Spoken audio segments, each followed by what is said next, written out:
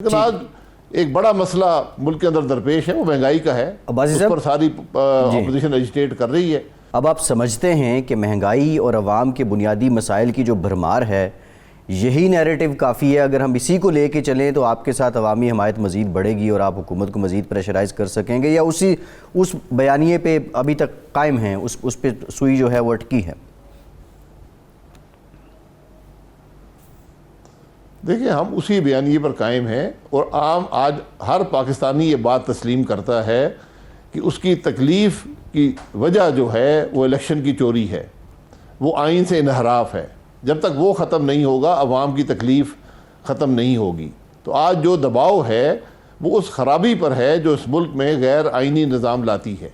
दबाव उस पर डालना है कि ये समझ आए कि जब तक हमारे मुल्क में हम इलेक्शन चोरी करते रहेंगे, आइन तोड़ते रहेंगे, तो मुल्क तरक्की नहीं कर पाएगा। आज पूरा पाकिस्तान यही डिमांड कर रहा है कि हमारा मुल्क आइन के मुताबिक चले, हमारे इलेक्शन चोरी ना हो, हमारी राय का एहतराम हो, वोट को इज़्ज़त हो। आज ये लोग ये बात कर रहे हैं।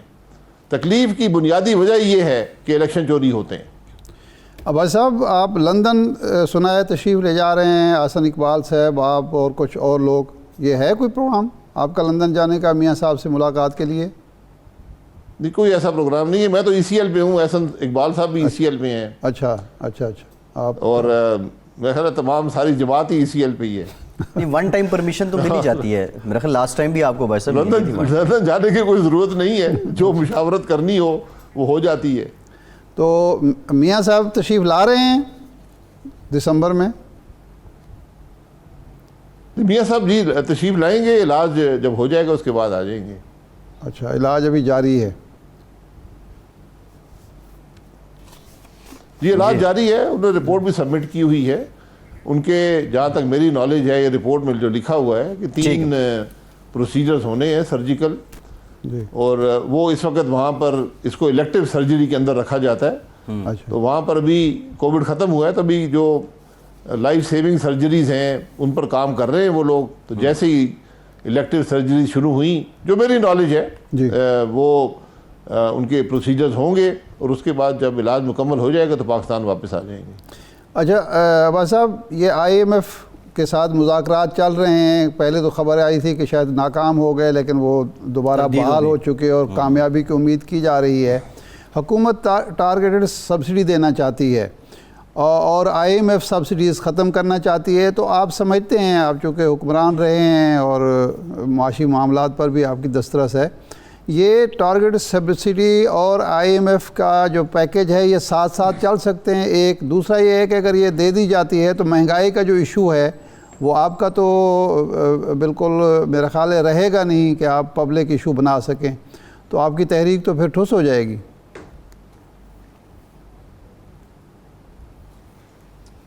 देखिए, तहरीक जो है वो सिर्फ महंगाई पर नहीं, महंगाई तो एक उस खराबी जो मुल्क के निज़ाम में है उसका एक अक्स है।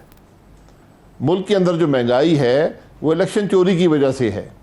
सही। तो लोग आज इस बात को महसूस करते हैं कि जब तक इलेक्शन चोरी होना बंद नहीं होंगे, निज़ाम आइन के मुताबिक नहीं होगा, तो हमारे हालात बेहतर नहीं होंगे।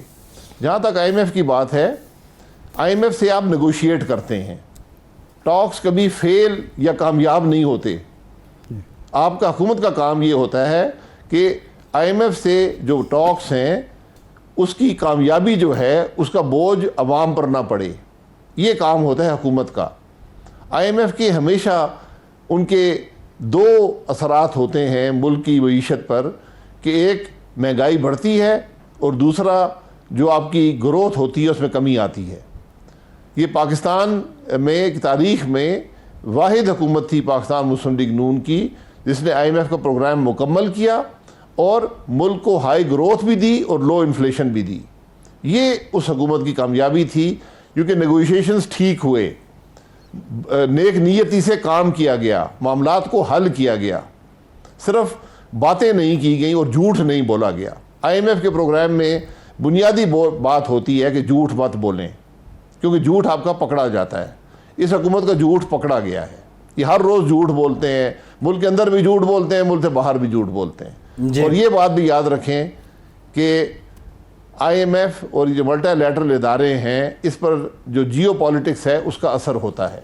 भाई साहब ये तो अगर डॉलर आपके दुनिया जी के ममालिक से मामलात दुरुस्त होंगे जी जी भाई साहब ये डॉलर बेलगाम क्यों IMF है, के डॉलर क्यों मामलात काबू में में भी नहीं आ रहा? आसानी होती है, जी जी अब्बास साहब, क्योंकि हमारे पास डॉलर ज्यादा हो गए इसलिए बेकाबू हो गया है। हुकूमत तो ये कह रही है डॉलर बहुत ज्यादा है और रुपया रोज रोज घटता जा रहा है, इसकी वजह से मुझे तो समझ नहीं आती। नहीं भाई जिस साहब ये मुल्क बहुत के पास सीरियस डॉलर क्वेश्चन ज्यादा है। हो जी उसमें तो डॉलर की कीमत में कमी आनी चाहिए, बेसिक सप्लाई एंड डिमांड की बात है।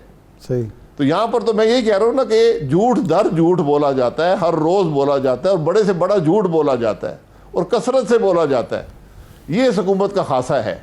लेकिन अब हकायक बड़े सामने आ गए और आज आपकी महंगाई की एक बड़ी वजह जो आप इकॉनमी को कंट्रोल नहीं कर सके और डॉलर और रुपए की कीमत में कमी आ गई है, आपके मुल्क की परेशानी की एक बड़ी वजह ये नाकामी है जो इस हुकूमत की है। आप आज देख लें हिंदुस्तान का रुपया 75 है एक डॉलर, बांग्लादेश 85 है, अफगानी 95 है और पाकिस्तान आज 175 पे पहुंच गया है। अब्बास साहब ये सिर्फ इस 3 हफ्ते में 16 रुपए। जी जी हाँ, अच्छा अब्बास साहब आखिरी सवाल ये फरमाएं कि जो नया ऑर्डिनेंस आया है इसके बाद शिकें ऐसी हैं जिससे आप भी फ़ायदा उठा सकते हैं, आपके साथी भी, और ज़रदारी साहब ने तो दरख्वास्त दायर कर दी है कि जी फ़लाँ फ़लाँ शेख के तहत मैं अब नैब का मुलज़िम नहीं रहा, तो आप भी इससे फ़ायदा उठाएंगे इस ऑर्डिनेंस की शिकों से और आप अपने आप को अलग कराएंगे अपने नहीं केस जी, को? हमें कोई फ़ायदा नहीं चाहिए। हम तो कहते हैं हमारा केस चलाएं ना, ज़रा आवाम को दिखाएं यहाँ कौन सी करप्शन हुई है। अच्छा, हम तो चाहते हैं कि अवाम के सामने बात हो। ये नैब का ऑर्डिनेंस इस मुल्क में जो बाकी कुछ निज़ाम भी रह गया है उसको भी तबाह कर देगा। अच्छा, जिस मुल्क में शख्सी कवानीन बनाए जाएं, एक शख्स की नौकरी को आगे बढ़ाने के लिए कानून बनाया जाए, जिसमें अदलिया के निज़ाम पर हमला किया जाए, इत्तेसाब के निज़ाम पर हमला किया जाए, जजों को करप्ट किया जाए, वो निज़ाम कैसे इस मुल्क की बेहतरी के लिए साबित होगा? जी ठीक, आप यानी कोई रिलीफ नहीं लेंगे इस ऑर्डिनेंस के तहत? नहीं जी, हमें माफ़ कर, रिलीफ जो जिन्होंने चोरी की हुई है उनको दे दें, जो इस हुकूमत के इस वक्त, और ये अपने आप को रिलीफ है।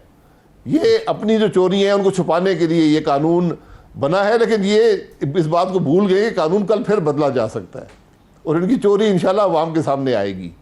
तो आप जितने करप्ट वज़ीर पुराने कानून पे नैब को ले काबीना आएंगे, में उसके हैं, तहत ले आएंगे? जितनी करप्शन इस काबीना ने की है पाकिस्तान की तारीख में नहीं है जी। भाई साहब पुराने कानून के तहत आप नैब को ले आएंगे? अभी ये ऑर्डिनेंस जो तब्दीलियां आई हैं आप चाहते हैं कि ये ख़त्म और पुरानी जगह पे ही आ जाए जिसकी तब्दीली के एक टाइम में आप मुतालबा करते थे? जी जी, नैब को तो ख़त्म करने की ज़रूरत है ना, लेकिन चूंकि इस हुकूमत का फैसला है कि बहुत अच्छी चीज़ है नैब, तो मेरा तो ख्याल है कि इसके इतलाक़ सारे पाकिस्तान पे होना चाहिए और जो काबीना के फ़ैसले हैं वो भी 17 ग्रेड का अफसर जो है वो कहे कि काबीना के फ़ैसले गलत हैं और काबीना को ये फ़ैसले नहीं करने चाहिए। तो मेरा ख्याल है कि मुल्क जो है वो नैब के 17 ग्रेड के अफसरों के हवाले कर दिया जाए तो बेहतर शायद चल जाए।